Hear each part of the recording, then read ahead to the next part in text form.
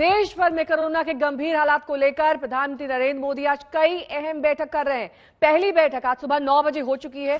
ये विशेष कमेटी की बैठक थी जिसमें बीते एक महीने में उठाए गए कदमों की जानकारी प्रधानमंत्री ने ली है। सुबह 10 बजे से दूसरी बैठक शुरू हुई। 10 उन राज्यों के मुख्यमंत्री के साथ ये बैठक की गई जो सबसे ज्यादा कोरोना प्रभावित है। इसमें महाराष्ट्र, यूपी, कर्नाटक, केरल, छत्तीसगढ़, राजस्थान, दिल्ली, मध्य प्रदेश, गुजरात और तमिलनाडु के मुख्यमंत्री हिस्सा ले रहे हैं। आज पीएम की तीसरी बैठक दोपहर करीबन 12:30 बजे शुरू होनी है, जिसमें ऑक्सीजन सप्लायर्स के साथ ही बैठक की जाएगी। सप्लाई को लेकर प्रधानमंत्री उनसे बात करेंगे। हिमांशु मिश्रा हमारे संवाददाता इस वक्त तमाम जानकारी के साथ हमारे साथ जुड़ गए। हिमांशु, जो 10 बजे बैठक शुरू हुई थी उसके बारे में क्या जानकारी मिल रही है? किस तरह की चर्चा इसमें की गई? किस निष्कर्ष पर निकली ये बैठक? देखिए नेहा, मैं आपको बता दूं कि लगभग 10 बजे जो बैठक शुरू हुई थी उसको लेकर सभी मुख्यमंत्रियों के साथ चर्चा हो रही है।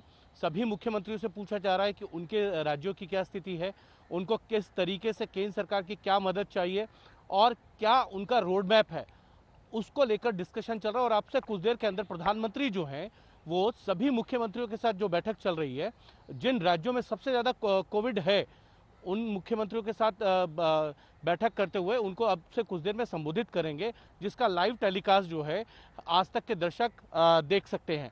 लेकिन बड़ी बात यह है कि मुख्यमंत्री जिन राज्यों में सबसे ज़्यादा संक्रमण की संख्या आई है उन्हीं सबके साथ चर्चा और उन्हीं को लेकर ये रोड मैप बनाने की कोशिश कि आगे किस तरीके से जो है संक्रमण फैल रही है, उसका चेन को कैसे तोड़ा जा सकता है, उसको लेकर क्या करना है। और जो मरीजों की संख्या है, जो हॉस्पिटल्स में कमी है, जिस तरीके से ऑक्सीजन को लेकर सवाल खड़े किए जा रहे हैं, उसको स्मूथ कैसे किया जा सकता है, ये सारी चीज़ें जो है प्रधानमंत्री ने इस बैठक के अंदर जो है सभी मुख्यमंत्रियों के साथ चर्चा की है। इससे पहले प्रधानमंत्री नरेंद्र मोदी ने इंटरनल एक मीटिंग की थी जिसके अंदर रिव्यू किया था पिछले एक महीने के अंदर जो जो कदम केंद्र सरकार की तरफ से उठाए गए हैं वो अभी तक कहां तक इम्प्लीमेंट हुए हैं और उसका क्या फीडबैक है और आगे सरकार को किस तरीके से जो है वो कदम उठाने होंगे। ये सारी चीज़ें जो हैं उस रिव्यू मीटिंग में हुई थी, जिसमें एम्पावरमेंट कमेटीज जो बनाई थी उनका भी फीडबैक लिया गया, साथ ही साथ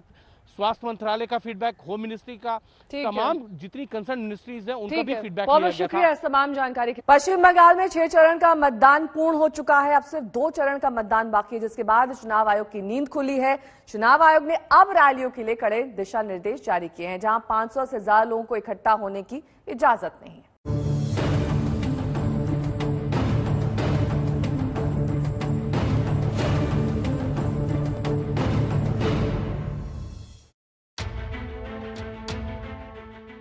रैलियों में उमड़ती भीड़, कोरोना नियमों की उड़ती धज्जियां, तस्वीरें देखकर लोग डरते रहे, कोर्ट को फटकार लगानी पड़ी, लेकिन चुनाव आयोग धृत राष्ट्र बना रहा।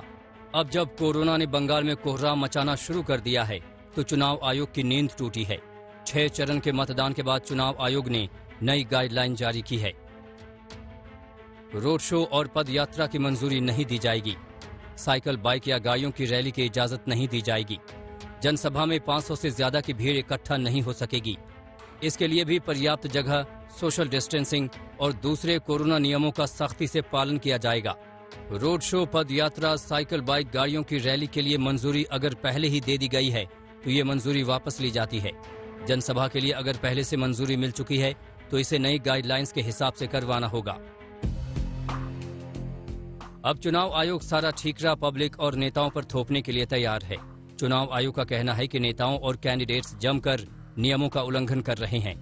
बंगाल में विधानसभा चुनाव में प्रचार और मतदान के दौरान कोविड प्रोटोकॉल का पालन नहीं किए जाने को लेकर चुनाव आयोग की भूमिका पर कलकत्ता हाईकोर्ट ने सख्त नाराजगी जाहिर की। हाईकोर्ट ने चुनाव आयोग पर कटाक्ष करते हुए कहा कि चुनाव आयोग केवल सर्कुलर जारी कर अपनी भूमिका से पल्ला नहीं झाड़ सकता है। वहीं कोरोना के बढ़ते केस के बीच अब पार्टियों ने भी रणनीति में बदलाव किया है। पीएम मोदी बंगाल में वर्चुअल रैली कर रहे हैं। वहीं ममता ने भी वर्चुअल रैली करने का फैसला किया है। इसके अलावा राहुल गांधी पहले ही बंगाल में रैली न करने का ऐलान कर चुके हैं। हालांकि ये फैसला आते आते देर हो गई। बंगाल में कोरोना के नए केस में तेजी से उछाल आया है। बंगाल में 24 घंटों में 11,948 लोग कोरोना पॉजिटिव हुए हैं, जो अब तक का सबसे बड़ा आंकड़ा है। ये रिपोर्ट करीब 55,000 टेस्ट में आई है, यानी बंगाल में हर 5वां आदमी कोरोना पॉजिटिव है। देर से ही सही, कोर्ट की फटकार के बाद ही सही, 6 चरण के मतदान के बाद ही सही, आखिरकार चुनाव आयोग नींद से जागा है। आज तक ब्यूरो। मध्य प्रदेश में कोरोना के भयानक मार है। भोपाल के एम्स के बाहर लिख दिया गया है कि यहां बेड खाली नहीं है। लोग अस्पतालों के बाहर ऑक्सीजन के लिए तड़प रहे हैं। ऐसे ही परेशान मरीजों के बीच केंद्रीय मंत्री प्रहलाद पटेल पहुंचे, मगर यहां इन्होंने परेशान लोगों से जो कहा वो बेहद असंवेदनशील है।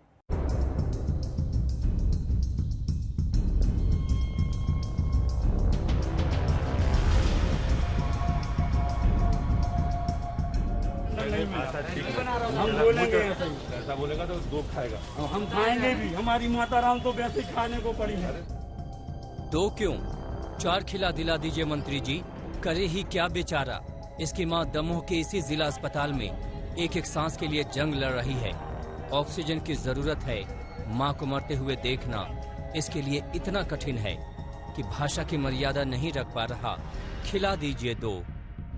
हम बोलेंगे ऐसा बोलेगा तो दो खाएगा, हम खाएंगे भी। हमारी माता राम तो वैसे ही खाने को पड़ी है। केंद्रीय मंत्री प्रहलाद पटेल दमोह के जिला चिकित्सालय कोविड सेंटर पहुंचे थे।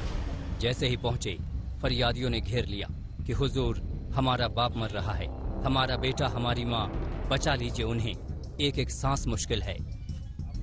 सर सिलेंडर की व्यवस्था नहीं हो रही, 36 घंटे हो चुके हैं। इन्होंने रात के सर 5 मिनट चला, 5 मिनट चला। सर आप एक बार देखिए, वो कल रात से किसी को अटेंड नहीं किया, बेहोश डले मेरे पापा वहाँ। 32 एजुकेट में बताता फिर कल एक सिलेंडर दिया 10-5 लीटर खत्म हो गया वो। डॉक्टर आ रहा है झूठी, सर डॉक्टर आ रहा है झूठी रिपोर्ट आप दे रहा है। अपना बात करेंगे, अच्छी बात है, आप अपनी जगह पर ठीक होंगे, लेकिन आप मुझे ये बताइए कि एक डॉक्टर कितने लोगों को देते हैं।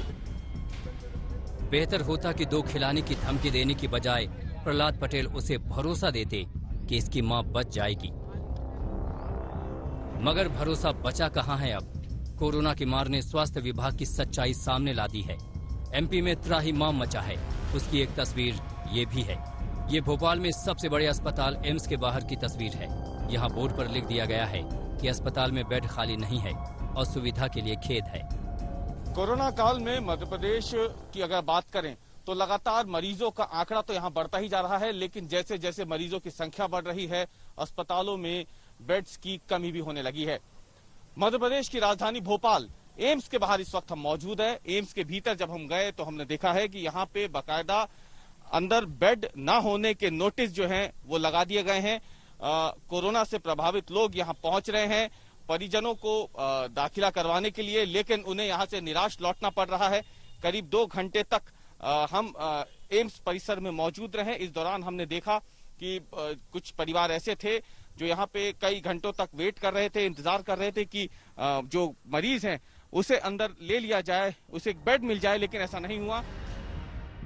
मध्य प्रदेश में हालात बद से बदतर होते जा रहे हैं।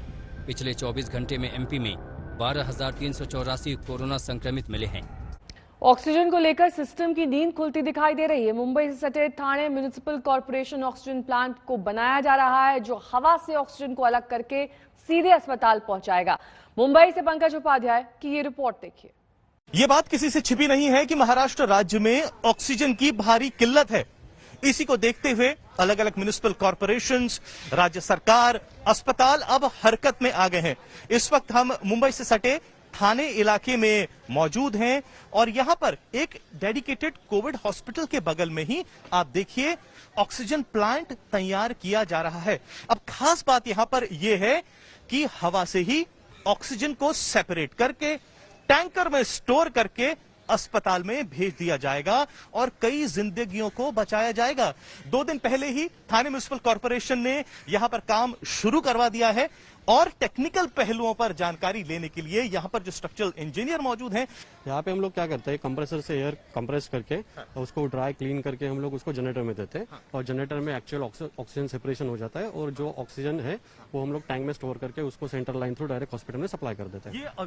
ये बड़ी अच्छी चीज यहाँ पर हो रही है। कितना वक्त लग जाएगा यहाँ पर हमें ये बताइए और हमारे साथ आते भी रहिए, कितना वक्त लग जाएगा इस पूरे प्लांट को तैयार होने में? अभी यहाँ पे 2 मशीन लग रहे हैं ASN मॉडल, जो 175 jumbo cylinders per day generate करेंगे। तो इसको 1 हफ्ता लग जाएगा। 1 हफ्ते में ये पूरा प्लांट मतलब रेडी होकर हम लोग ऑक्सीजन हफ्ते 10 दिन में ये पूरी फैसिलिटी रेडी हो जाएगी और यहाँ तमाम वो मरीज हैं जिनको ऑक्सीजन की जरूरत है उनको यहाँ पर फायदा होने वाला है। ये भी मुझे बताइए, ये जो कंप्रेसर है, जनरेटर्स है, इसको इंपोर्ट किया गया है, कहाँ से किया गया है? ये हम लोग US से इंपोर्ट करते हैं। अच्छा। और हमारा एक मतलब हमारा हेड ऑफिस है हम औरंगाबाद में। वहीं से हम लोग पूरे ऑल ओवर इंडिया में उसको डिस्पैच कर देते हैं और ऑन साइट उसको जनरेट करके हम लोग हॉस्पिटल में सप्लाई करते हैं। आप यहाँ पर दो प्लांट बन रहे हैं, यहाँ 2 प्लांट यहाँ पर बन रहे हैं। पर प्लांट की कैपेसिटी कितनी रहेगी? 175 जंबो सिलेंडर्स पर डे, मतलब 350 जंबो सिलेंडर्स। और एक जंबो सिलेंडर होगा, उसकी कैपेसिटी कितनी होगी? उसका 7.5 क्यूबिक मीटर का एक जंबो सिलेंडर होता है, वो 7.5 क्यूबिक मीटर। अब जैसा कि मैंने आपको बताया, अलग अलग अस्पताल हैं जो हरकत में आ गए हैं। ये एक डेडिकेटेड कोविड हॉस्पिटल है, इसके जस्ट बगल में ये एक ऑक्सीजन प्लांट तैयार हो रहा है, लेकिन as a emergency backup as well liquid oxygen का भी एक बड़ा टैंकर इस सेंटर के बगल में ही मौजूद है। दिल्ली, मुंबई, लखनऊ, पटना या फिर प्रयागराज, हर शहर की एक ही कहानी है। इलाज के बिना मरीज दम तोड़ रहे हैं और परिजनों के आंसुओं का सैलाब थमने का नाम नहीं ले रहा है।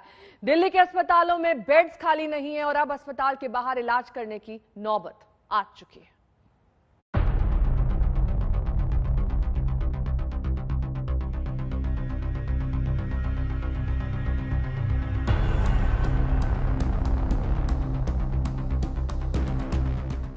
दिल्ली रो रही है, बिलख रही है। लोग अपनों की जान बचाने के लिए भीख मांग रहे हैं। ये सर प्लीज, और कोई नहीं है मेरा इसके सिवा। मैं कहीं भी लिटा के इलाज करा लूंगा। वो बात नहीं है ना मेरे भाई, मुझे बेड नहीं चाहिए। कैसे हो बताओ ना, अरे तो नॉर्मल ऑक्सीजन तो कम से कम लगाओ। इसकी पल्स भी 65 हो गई है। मैं नापता हर हॉस्पिटल से आ रहा हूँ, माइनस होती जा रही है। मैं बाइक चला कर रोता हुआ है इसके लिए, लेकिन कोई भी इनसे सुन नहीं रहा। इससे कुछ मेरा कौन देखेगा? बेटी सियानी है, एक छोटी है गोद की। थक गया इन लोगों को। मैं पैर पकड़ने को भी तैयार हूँ, लेकिन एडमिट तो करेंगे। बेड नहीं है, वो नीचे लिटा के इलाज करा लूंगा। ये दिल्ली में कोरोना के हाहाकार की जीती जागती तस्वीर है।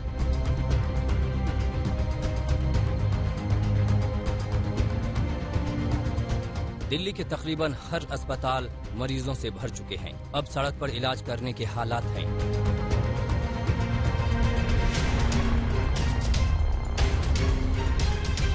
जहां तक नजर जाएगी मरीज ही मरीज नजर आएंगे। अस्पताल के भीतर अब बेड खाली नहीं, ऊपर से मरीजों की बाढ़ आ रही है। जब कोई रास्ता नहीं रहा तो अस्पताल के बाहर स्ट्रेचर पर ही मरीजों का इलाज शुरू हो गया है।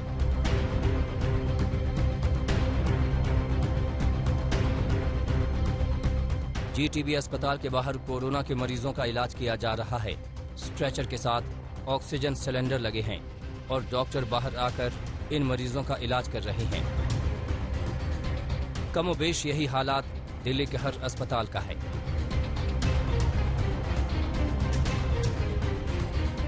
संकट सिर्फ अस्पतालों में बेड का नहीं है, सबसे बड़ा संकट कोरोना के मामलों में संजीवनी का काम करने वाली ऑक्सीजन का है।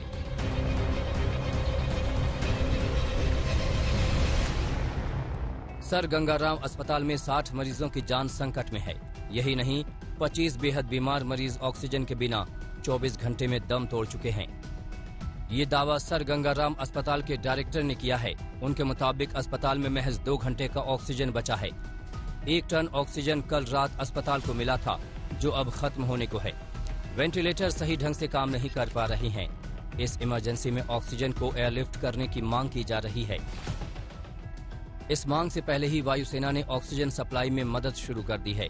2 C-17 ने 2 खाली क्रायोजेनिक टैंकर और एक IL-76 विमान ने 1 खाली टैंकर को पानागढ़ पहुंचाया। इन तीनों कंटेनरों को भरने के बाद दिल्ली लाया जाएगा।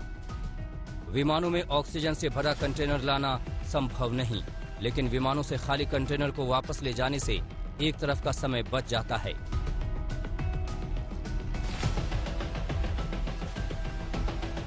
इस बीच दिल्ली से बीजेपी सांसद मनोज तिवारी कोरोना पॉजिटिव हो गए हैं। उन्होंने खुद को अपने घर में आइसोलेट कर लिया है। क्या आम क्या खास, पूरी दिल्ली एक एक सांस के लिए ऊपर वाले का शुक्रिया अदा कर रही है। जिंदगी और पूरी व्यवस्था अब भगवान भरोसे है। ऐश्वर्या पालीवाल और कुमार कुणाल के साथ आज तक ब्यूरो।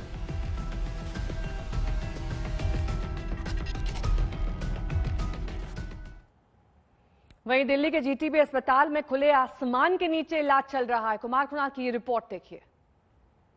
पूर्वी दिल्ली ही नहीं बल्कि दिल्ली के सबसे बड़े अस्पतालों में से एक है जीटीबी अस्पताल, जो कि सैकड़ों मरीजों का इलाज करता है, खासतौर पे कोविड के समय में। और ये सामने है कोविड वार्ड, जहां पर बाहर में आसमान के ठीक नीचे मरीजों को रखा गया है। मरीज यहां पर इलाज करवा रहे हैं क्योंकि अंदर सब कुछ भर चुका है, पूरी तरह से कोई भी जगह नहीं है यहां पर। और यही वजह है कि जो मरीज हैं उनको बाहर स्ट्रेचर पर लिटाकर इलाज देना पड़ रहा है। ये तस्वीरें आपको चौंकाने वाली है क्योंकि धूप, गर्मी, बारिश सबके बीच में सारे मरीज इस समय सीधे सीधे आसमान के ठीक नीचे, खुले आसमान के नीचे, पेड़ के नीचे यहाँ पर लेटे हुए हैं। साथ ही साथ ऑक्सीजन सिलेंडर है और तमाम चीजें हैं। यहीं पर जो डॉक्टर हैं वो भी आकर के इन्हें जो भी इलाज के सुझाव हैं वो दे रहे हैं। कब से ये पेशेंट है मेरे पापा, बिल्कुल सीरियस है, लास्ट पोजीशन है, कोई नहीं सुन रहा। डॉक्टर ही नहीं है, डॉक्टर ही नहीं है वो। तो बाहर कब से लेटे हुए सब? बाहर कब से डॉक्टर है ही नहीं अंदर। इमरजेंसी में भी अगर डॉक्टर नहीं है तो बताओ कहाँ जाएगा आदमी?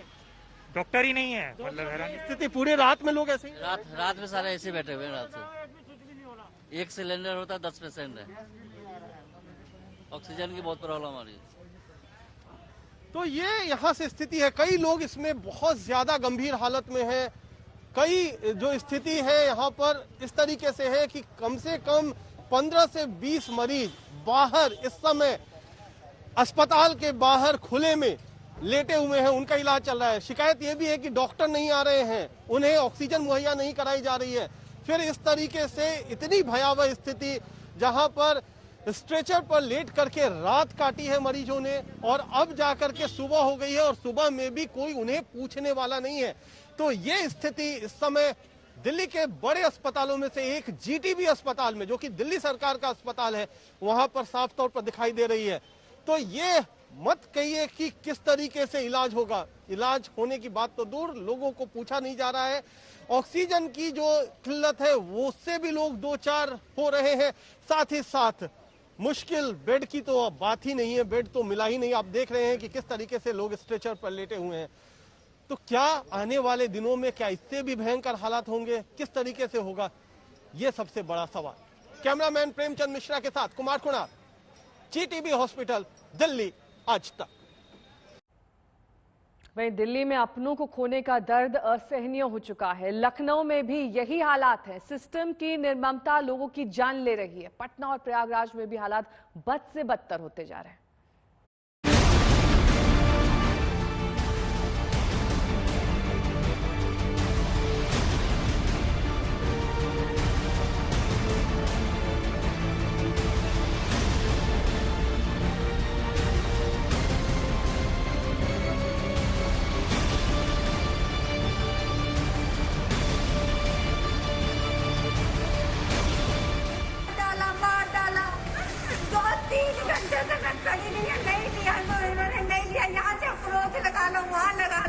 यहाँ के डॉक्टरों की गलती है, यहाँ सुनी नहीं रहे, बिल्कुल कोई सुनवाई नहीं। अगर पेशेंट को बचाना चाहे तो बचा सकते हैं।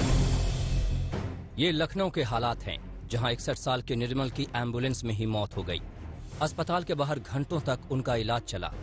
लगातार हालत बिगड़ती गई। ऑक्सीजन लेवल 20 पर आ गया। एम्बुलेंस ड्राइवर हेल्पलाइन नंबर वालों से कहता रहा कि जब कमांडर सेंटर में बेड नहीं और वो भर्ती नहीं करते तो मरीज को यहाँ क्यों भेजा जाता है। CO2 इसका बहुत लो है, वेंटिलेटर पेशेंट जा रहा, यहाँ बोले ऑक्सीजन नहीं है, फिर क्यों यहाँ के कमांड से क्यों यहाँ पे करते हैं? मत भेजे ना, क्या जान दे दे, फुल ऑक्सीजन की चल रही है पूरी।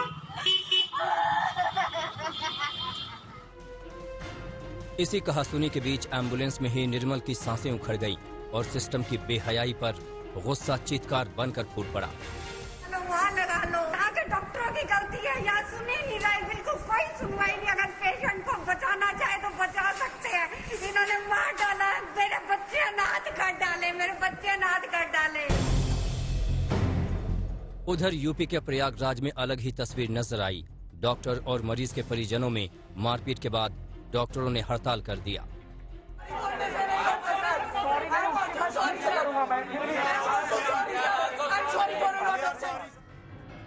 डॉक्टर जहां मरीज के परिजनों पर मारपीट का आरोप लगा रहे हैं, तो वहीं मरीज के परिजन जमीन पर लहूलुहान लेटे हैं।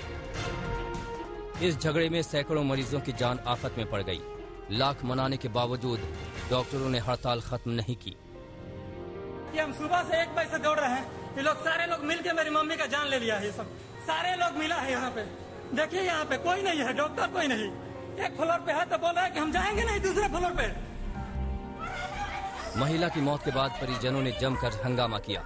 इससे पहले मरीज के परिजन ने वीडियो बनाकर दिखाया कि डॉक्टर नदारद हैं और नर्स कमरे में बैठी है, लेकिन मरीज का हाल देखने नहीं आई।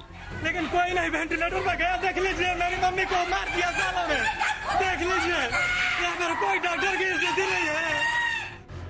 ये इस अस्पताल में अकेली मौत नहीं है। परिजनों के मुताबिक 24 घंटे में 17 मरीज दम तोड़ चुके हैं। उनका आरोप है कि डॉक्टरों ने मरीजों को उनके हाल पर छोड़ दिया है। इस हंगामे के बाद डॉक्टरों ने हड़ताल कर दी है। वहीं पटना के डीएम ने एसएसपी को पत्र लिखकर सुरक्षा देने को कहा है। वहीं कोरोना से बढ़ते तनाव और हेल्थ सिस्टम पर बढ़ते दबाव ने हालात को बेहद गंभीर बना दिया है। लखनऊ में आशीष श्रीवास्तव और प्रयागराज में पंकज श्रीवास्तव के साथ राजेश कुमार झा, पटना सिटी, आज तक।